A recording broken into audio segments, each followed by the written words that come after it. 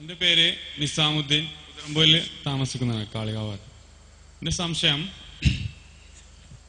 ഇസ്ലാം മതത്തില് മുസ്ലിമീങ്ങൾ മാത്രമേ, അതായത് മുഅ്മിനീങ്ങൾ മാത്രമേ സ്വർഗത്തിൽ പോകൂ എന്നുള്ളത് ഞാൻ കേട്ടിട്ടുണ്ട്.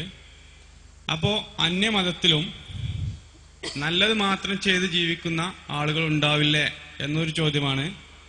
വേറൊരു ചോദ്യം കൂടി, അതിന് ഉത്തരം ചിലപ്പോ അവർക്ക്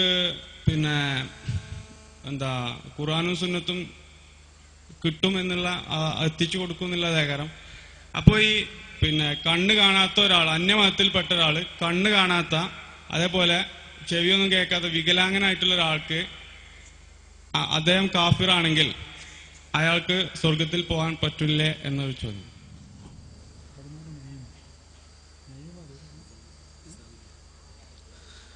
നിസാമുദ്ദീൻ ചോദ്യവും ഉത്തരവും എല്ലാം പറഞ്ഞിട്ട് എന്നെ കൊടുക്കാനുള്ള പരിപാടി തന്നെയാണ്. ഇവിടെ സ്വർഗത്തിൽ പോകണമെങ്കിൽ മുസ്ലിം ആയാലേ പറ്റൂ എന്ന് പറയുമ്പോൾ ഒരു അന്യമതക്കാരൻ സ്വർഗത്തിൽ പോവില്ലേ?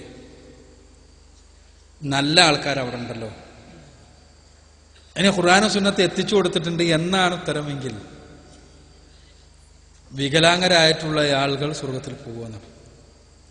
ഒന്നാമതായി നിസാമുദ്ദീനെ, സ്വർഗത്തിൽ ആരെയും കൊണ്ടുപോണ പണിയും കൊണ്ടുവരുന്ന പണിയും നമുക്കാർക്കും അല്ലാത്തതുകൊണ്ട് തന്നെ ആരൊക്കെ സ്വർഗത്തിൽ പോകുക ആരൊക്കെ പോകൂല എന്ന് പറയാൻ നമുക്ക് നിർവാഹമില്ല.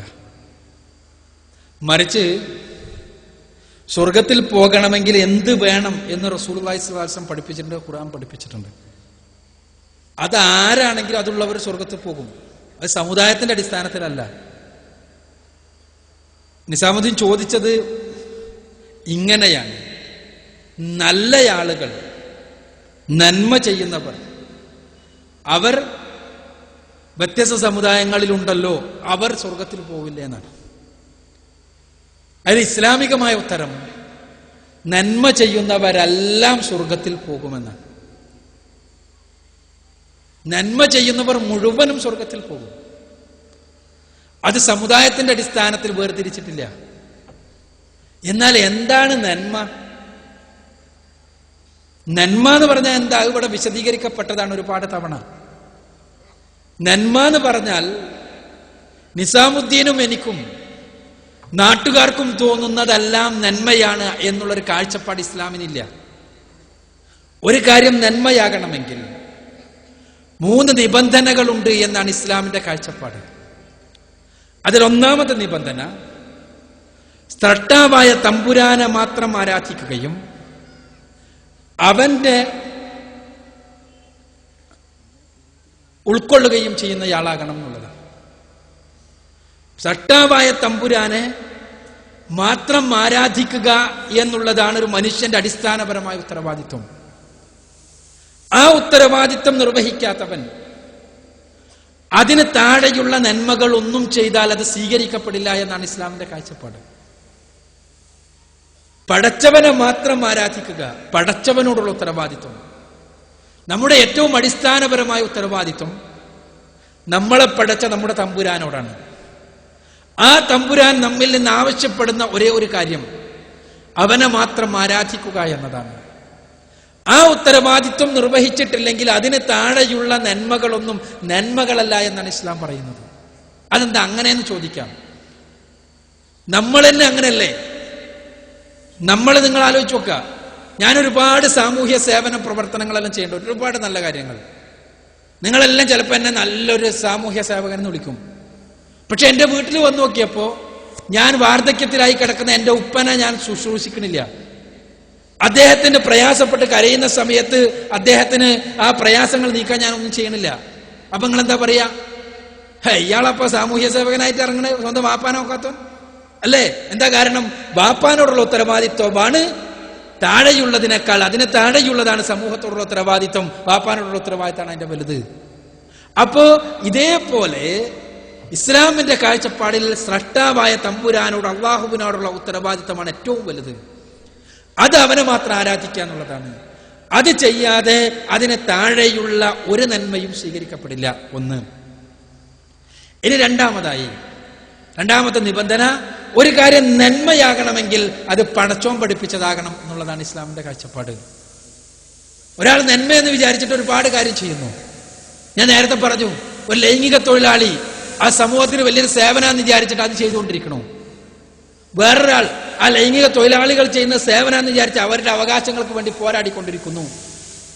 വേറെ ഒരാൾ സ്വവർഗരതിയിൽ ഏർപ്പെട്ട ഈ ആളുകൾ അവർക്ക് വേണ്ടി അവർക്കെതിരെയാണ് ഇവിടുത്തെ നിയമങ്ങൾ, അതുകൊണ്ട് ആ നിയമങ്ങൾ നടപ്പാക്കി കിട്ടാൻ ഒരു സാമൂഹ്യ സേവനം എന്നുള്ളവർക്ക് ചെയ്തുകൊണ്ടിരിക്കണോ?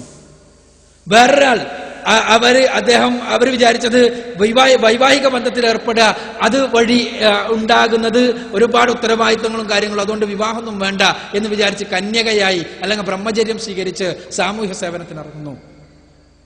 ഇതെല്ലാം അവർക്ക് നന്മയെന്ന് തോന്നുന്നതാ. പക്ഷെ ഇസ്ലാം പറയുന്നതൊന്നും നന്മല്ല. എന്തുകൊണ്ടാ? പടച്ചോൻ നന്മയെന്ന് കൽപ്പിക്കാത്തതുകൊണ്ട്. അപ്പൊ പടച്ചവൻ നന്മയാണെന്ന് പഠിപ്പിച്ചതാകണം നന്മ.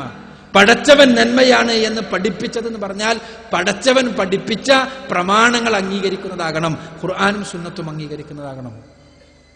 എങ്കിലും മൂന്നാമത്തെ ഒരു നിബന്ധന കൂടിയുണ്ട്. ഒരാൾ സ്രഷ്ടാവായ തമ്പുരാനെ മാത്രം ആരാധിക്കുന്നു, പടച്ചവൻ പഠിപ്പിച്ച ഖുർആനും സുന്നത്തും പറഞ്ഞു തരുന്ന രൂപത്തിലുള്ള നന്മകൾ അനുഷ്ഠിച്ചുകൊണ്ട് ജീവിക്കുന്നു. എന്നിട്ടും അതാണെങ്കിലും അയാളുടെ ഒരു നന്മയാകണമെങ്കിൽ മൂന്നാമത്തെ നിബന്ധനയുണ്ട്. ഇഹ്സാനോ ഇഖ്ലാസിനോ എല്ലാം പറയുന്ന കാര്യം അതെന്താ? ഈ നന്മ ചെയ്യുന്നത് പടച്ചവന്റെ തൃപ്തി മാത്രം കാക്ഷിച്ചുകൊണ്ടാകണം. ഒരാൾ ഒരുപാട് ദാനം കൊടുക്കുന്നുണ്ട്, പടച്ചവൻ പറഞ്ഞതാണ്, പക്ഷെ അയാൾ ചെയ്യുന്നത് നാട്ടുകാരുടെ അടുത്ത് ഒരു നല്ല ധർമ്മിഷ്ഠൻ എന്നറിയപ്പെടാനാണെങ്കിൽ അത് നന്മയല്ല, തിന്മയാണെന്നാണ് ഇസ്ലാമിന്റെ കാഴ്ചപ്പാട്. അപ്പൊ 3 നിബന്ധനകൾ പ്രകാരം നന്മയായാലേ ഒരു കാര്യം നന്മയാകൂ. അങ്ങനെ നന്മ ചെയ്യുന്നവരെല്ലാം സ്വർഗത്തിൽ പോകും. 1, സൃഷ്ടാവിനോടുള്ള ബാധ്യത, അവനെ മാത്രം ആരാധിക്കുക. 2, പടച്ചവൻ നന്മയാണെന്ന് പഠിപ്പിച്ച കാര്യങ്ങൾ, ഖുർആനും തിരുസുന്നത്തും നന്മയാണ് എന്ന് ഉറപ്പിച്ച കാര്യങ്ങൾ ജീവിതത്തിൽ ഉണ്ടാവുക. 3, ഈ കാര്യങ്ങൾ ചെയ്യുന്നത് പടച്ചവന്റെ തൃപ്തി മാത്രം കാക്ഷിച്ചുകൊണ്ട് പരലോകത്തെ രക്ഷ മാത്രം ആഗ്രഹിച്ചുകൊണ്ടാവുക. ഇത് ഏത് ജാതിക്കാരൻ ഇങ്ങനെ നന്മ ചെയ്താലും, ഏത് വിഭാഗത്തിലുള്ളവൻ ഇങ്ങനെ നന്മ ചെയ്താലും അവൻ സ്വർഗത്തിൽ പോകും. ഇനി അടുത്ത പ്രശ്നം, അംഗവൈകല്യമുള്ള ഒരാൾ, അങ്ങനത്തെ ഒരാള് ഒന്നും മനസ്സിലാക്കാൻ ഒരു നിർവാഹമില്ല. അങ്ങനത്തെ ഒരാൾ അയാൾ സ്വർഗത്തിൽ പോകുമോ നരകത്തിൽ പോകുമോ എന്നാണ്. ഇവിടെ അംഗവൈകല്യം ഒന്നും ഇല്ലാത്ത എത്രയോ ആളുകളുടെ പ്രശ്നമല്ലേ അല്ലേ? ഇവിടെ എന്താന്ന് വെച്ചാൽ ഒരാളെയും പടച്ചവൻ പറയുന്നൊരു കാര്യം വലാ യുലമൂന നഖീറാന്ന്, ഒരു തരിമ്പ് പോലും അനീതി പടച്ചവൻ ചെയ്യില്ല. നമ്മൾ സങ്കല്പത്തിന് വേണ്ടി കണ്ണുമില്ല, ഇനി കാതുമില്ല, ഇനി എന്താണ്, ഇതൊന്നുമില്ലെങ്കിലും ചിലപ്പോൾ ആശയവിനിമയത്തിനുള്ള മാർഗങ്ങളുണ്ട്, ചിലപ്പോൾ സ്പർശത്തിലൂടെയല്ല ഇപ്പോഴും കാര്യങ്ങൾ, ഇനി അതുമില്ല. എന്നാൽ നമ്മൾ സങ്കല്പത്തിന് വേണ്ടി ഇങ്ങനെ സങ്കല്പിച്ചു പോവാണ്. എന്നാൽ ഒരാളോടും ഒരു തരിമ്പ് പോലും അനീതി പടച്ചോൻ കാണിക്കൂല. പരലോകത്ത് ആര് നരകത്തിൽ പോവുകയാണെങ്കിലും അവരെ വിചാരണ എന്ന സാധനത്തിന് വേണ്ടിയാണ്. വിചാരണ ചെയ്തതിനു ശേഷമേ നരകത്തിലേക്ക് പോകൂ, സ്വർഗത്തിലേക്ക് പോകൂ. ആ വിചാരണയിൽ വെച്ച് അവരെ പൂർണ്ണമായി ബോധ്യപ്പെടുത്തുകയാണ് ഞങ്ങൾ നരകത്തിന് അർഹരാണ്.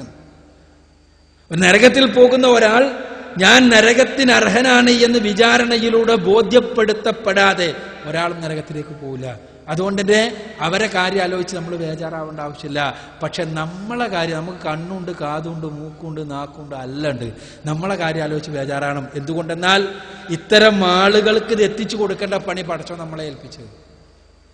ആ പണിയെടുക്കാതെ നമ്മൾ എവിടെയൊക്കെയോ ഉള്ള ആളുകൾ സ്വർഗത്തിൽ പോകുമോ നരകത്തിൽ പോകുമോ എന്ന് ഗവേഷണം ചെയ്തുകൊണ്ടേയിരിക്കുകയാണ്. നാം ചെയ്യേണ്ടത് നമ്മുടെ രക്ഷയ്ക്ക് ഉറപ്പുവരുത്തുക എന്നുള്ളതാണ്. മറ്റുള്ളവരെ ഈ പറഞ്ഞതുപോലെ ഖുർആന്റെയും തിരുസുന്നത്തിന്റെയും സന്ദേശം എത്തിക്കേണ്ട ഉത്തരവാദിത്വം നമുക്കാണുള്ളത്. ആ ഉത്തരവാദിത്വം നാം നിർവഹിക്കുക.